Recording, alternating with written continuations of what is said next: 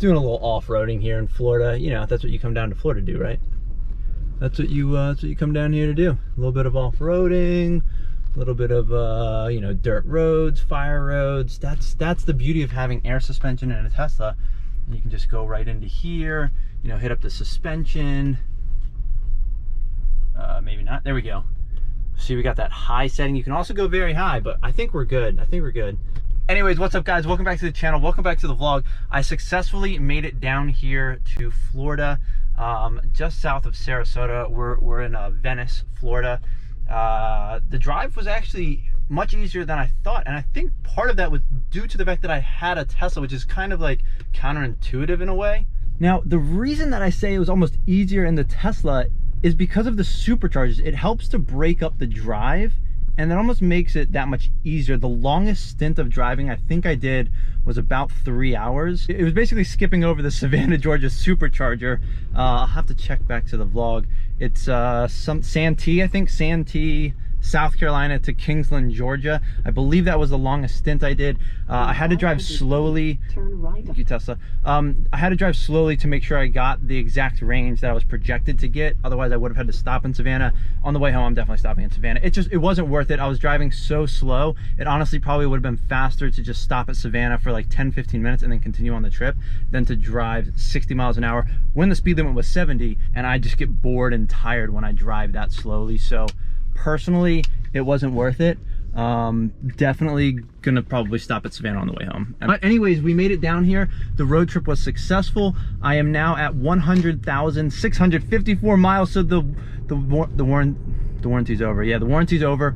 And I think I'm gonna do a little bit of a cop out on this vlog. I am just gonna talk about the superchargers. So the last vlog that I just posted was my road trip vlog. And needless to say, that vlog ended up being very long. You know, 20-hour road trip almost. It was tough to really trim that down. So because that was such a long vlog, I think it might help if I just sort of make it a little bit short, condense it. If we condense that vlog, make it a little bit shorter, just talk about the superchargers, pluses, minuses, all that good stuff. Because I started thinking as it got later and later, there were certain places I stopped where it's not ideal to necessarily stop at night if you need like a bathroom or food. However, sometimes you don't really have an option, and that's really the only supercharger you can stop at. So right now I'm actually heading up to the Sarasota supercharger, get some more range back on my Tesla. I have 89 miles, but I'm thinking about trying to hit up the Fort Myers Porsche Cars and Coffee. That's Sunday morning. I think it's from 8 to 10. I found it just searching online. I think it was posted on Facebook or something. So I'm gonna try to hit that up. If people know of any other Cars and Coffees in like the Sarasota, Tampa, Fort Myers, Naples area, please let me know. Let me know in the comments below. I would love to see some good Cars and Coffees down here. I did actually see a Ford GT yesterday while I was out for a run. Also, if you guys are enjoying the content, please consider liking and subscribing. We're trying to get to 1,000 subscribers in 2020. That's the goal. I believe we're at 778, so we're fairly close, but we just gotta right over the edge there. Yeah, still furloughed, just kind of enjoying the weather in Florida, and hoping for the best, but off to the supercharger.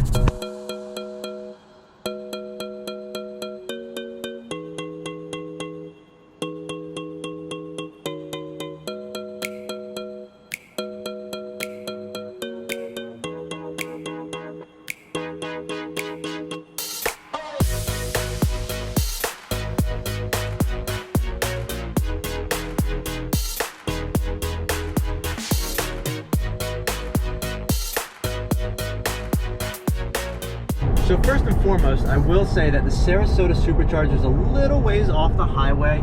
Not a big deal. There are ample chargers there. So the Sarasota supercharger is definitely the most the supercharging location that has the most superchargers the whole way down here. And I didn't have to stop here, but I did stop here because, well, it's within like 20 miles of my final destination. I wanted to top off.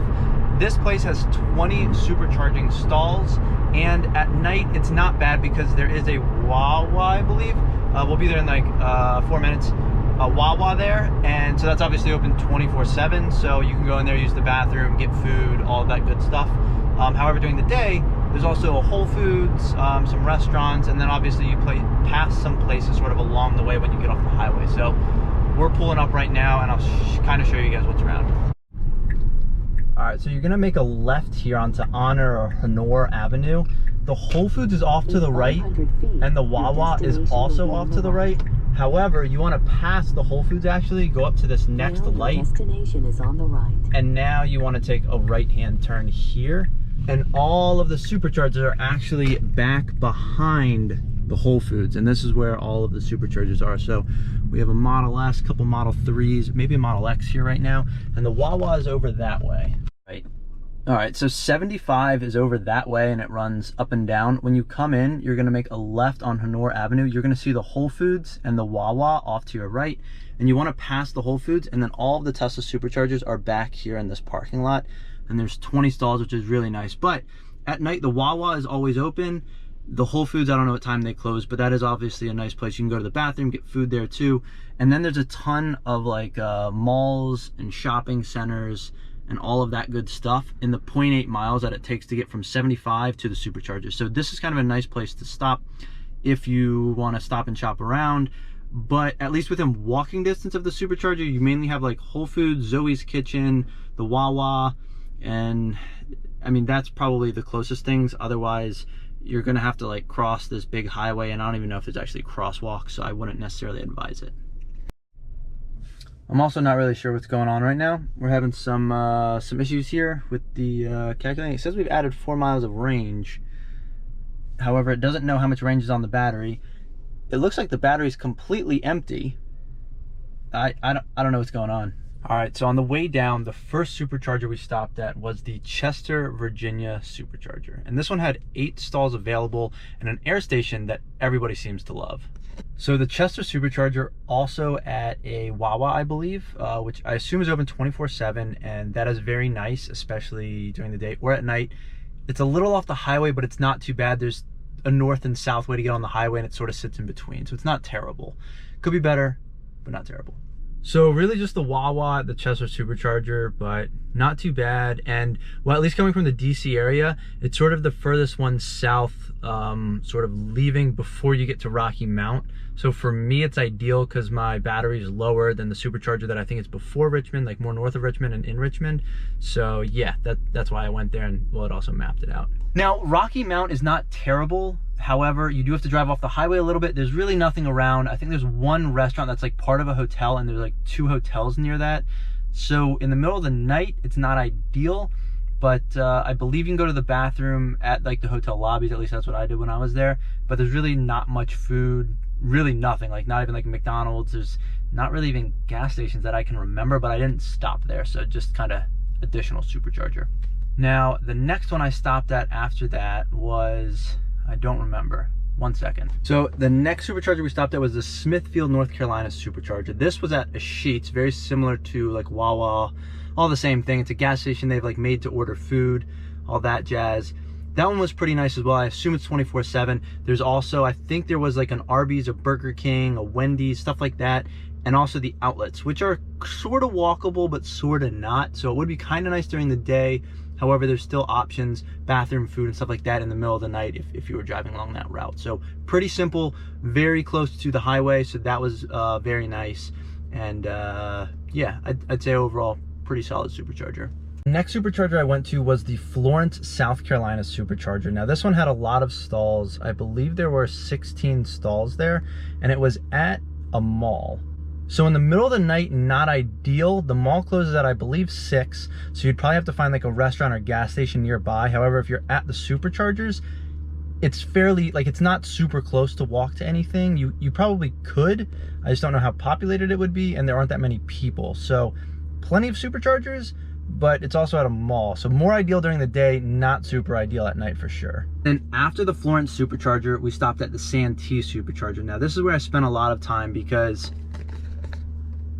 You can see Santee is here, and then you have Savannah, and then you have Kingsland. So for me, I wanted to skip Savannah, and therefore I stayed here for a while. The Santee Supercharger does have a McDonald's. There are some gas stations, maybe a Waffle House and a Burger King. It's at like a little like hotel motel. I think it's called Clark's Inn, and it was pretty nice. The McDonald's is definitely walkable. I walked over to it. It's not too bad. And in the middle of the night, it was dark when I went. I mean, it's a little bit of a walk. If you're by yourself and afraid of walking, I mean, it's very short walk, like what, 2-3 minutes, not far at all. But I don't know if the McDonald's is 24/7. I would assume so. I would also assume that 1 or 2 of the gas stations are 24/7. So there are options, but it's not like you're right at a parking lot or like super close, but you're fairly close. Obviously, you can pull it up on a map and see, but again, pretty good supercharging location. I believe there's 10 superchargers there, and yeah, just watch out for a pothole when you're leaving. When you turn back out on the main road, you take a left onto it. When you come to that stoplight, there's a big pothole on the right-hand side, so be careful of that. Now, Kingsland. Kingsland is not super ideal. I think it's at a police station. It's really just walkable to like a Shell gas station where you can use the bathroom, get some food. Bathroom's okay, not great. So there are options in the middle of the night. During the day, I mean, it's still not great. There's not much to do or anything there. You can pretty much go to the Shell gas station or the 2 hotels that are like right behind it. I think the La Quinta Inn and Hampton Inn. And other than that, you might have to drive sort of to the other side of like a divided highway type thing if you want something else. So not a ton of options, but there is like the Shell gas station, so it's not too bad, and it's walkable. So that's kind of the key, and it's open. I got there at 1 a.m. so that was nice. I don't know if they're open 24/7, but I'd assume if they're open at 1 a.m. they're probably 24/7. Otherwise, I guess you just have the hotels that you can always pop into. And then after the Kingsland Supercharger, we went all the way to the Ocala Supercharger. Now the other option is to go to Gainesville. And the reason I say this is because when I went to the Ocala Supercharger at what time did I get there? Oh, I got there like 3 a.m., something like that. I don't know, maybe 2 a.m. It was early, irregardless. I got there in the middle of the night, and well, there's no one there. It's like an outdoor shopping plaza, and when you're at the Supercharger, it's not really walkable to much, if anything at all.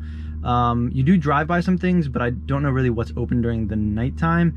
You basically probably will just have to go to a gas station if you get there during the night. But again, not bad, a ton of Superchargers, and during the day it would be very nice. The last one I stopped at was Sarasota, which obviously I'm at now, and that's sort of what I started the video with. So I hope this was helpful, just an overview of the Superchargers that I stopped at, what was available, if it's good during the day or night and whatnot. But you can easily make the drive from Maryland to Florida, or the DC metro area to Florida, pretty easily. And I've also done the drive to New York City. That one's almost even easier. There's Superchargers at like 3 rest stops along the way, pretty much right on 95, so super simple. But that's gonna be it. If you're enjoying the content, please consider liking and subscribing. And until, well, actually not until my next drive, but until next time, guys, thanks for watching.